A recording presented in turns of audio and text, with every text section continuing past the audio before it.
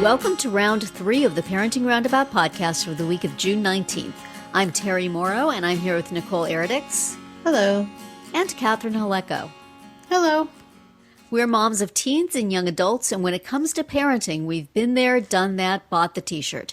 But we're still waiting for that day when we'll reach the finish line and have no further need to lay down in a dark room with a wet rag over our eyes, worrying about something or other. Wednesday is Complaint Day here on Parenting Roundabout, and today we are complaining about more parenting research that potentially could make our lives harder.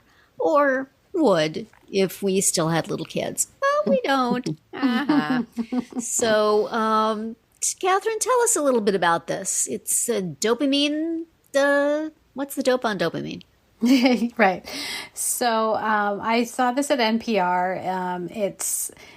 It says it's called Tips to Outsmart Dopamine, or I forget the exact title. But anyway, it's about the author, Michaeline Doucleff, coined the term Anti-Dopamine Parenting for what she's describing here. Mm-hmm. So she's not trying to be, write a book and come up with a new term. She's just, so basically, when kids are watching, using screens or eating sweets or whatever, they get a hit of dopamine. And not just kids, of course. Yes. We also get this. Are they suggesting that we cut it out too? This has been the episode of the Parenting Roundabout Podcast. Bye. So it talks about the research that you think okay, I really need, an ice cream cone, or I need to surf social media, or I need to watch another episode of TV or whatever, because I'm craving it, right? And once I get it, I'll feel better, or I'll feel good. And the research is actually, no, it actually doesn't make you feel better. It just makes you want to keep doing what you're doing, or to, do that thing. And eventually you don't like it. And it's why am I doing this? I think we can relate to that, right? You're right. Why am I still on Instagram? This is not. Why have I watched 50 Big Bang Theory clips in a row? Right. I never even watched that show, but it's just, here's another one. Right. We thought you'd like. No. Anyway, so she comes up with some ways to kind of deal with this, right, with kids, and honestly, we could probably use them for ourselves, right? So, her first tip is wait 5 minutes. Basically, and I thought this was going to be give your kid the 5-minute warning or whatever, but it's more endure 5 minutes of them being mad that you took away the thing that they wanted, and also, out of sight, out of mind. If it's time to stop using the tablet, don't just plug it in at the bedside table. Actually put it where nobody can see it. Right. And then, there's some activities that a kid will feel better after they do it. The example that she gave was she traded her kid playing sort of mindless games on a screen for playing a more educational app. And then the kid's more willing to give it up. Yeah, all right, I'm done. Smart with this. thinking, Mom.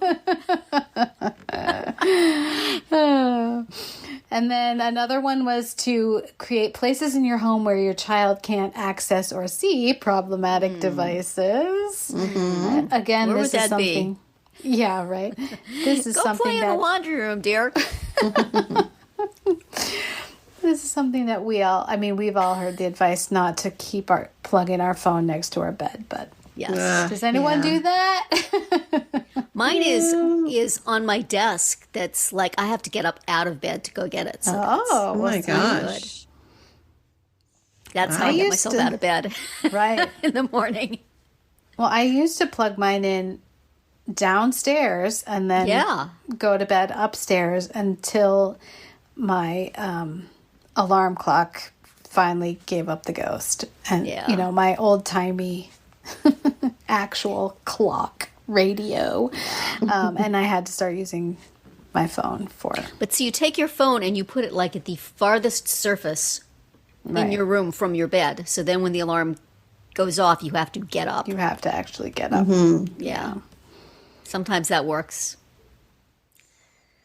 Yeah. Sometimes you just then go back to bed. But still, you got a little exercise in between. But yeah, I can see that making an area for your kid that has presumably other things that are entertaining, but not those things. Right. Do you have to lock him in there? You just like throw a cookie into the room. Ha! Clang! There are books. Read the books. Right. I'll be back to get you in an hour. You'll be fine. Yeah, I mean, I think this definitely falls in the category of like this is sensible, and I definitely see why I should do this. Yes, but it does also sound like it might be hard. Yeah. And then hard to like model good behavior also. Yes, right. And you say when you're a grown-up, you can watch a screen anytime you want. Bring mommy some ice cream and go do something else. Yeah. But again, like we've talked about this too, you know, when our kids were little, we really didn't have iPads and we didn't. Things. Oh man. Would that have been so great? Could you imagine? Just would have got us through so many dinners out. Right? But this is completely off the topic, except that it is a thing that does not involve a screen or food. While I was mindlessly looking at social media this morning and watching video after video after video, there was a video, maybe you guys have seen this, where this woman, she took a big bowl and she put all her kids' little toys, like little plastic toys in it that could get wet, and she poured water over it and she put it in the freezer. And then when it was completely frozen, she went outside, she flipped it over, she pulled off the bowl, and there's like this dome of ice with all these little toys in it. And then she put a little Elsa doll on top from Frozen.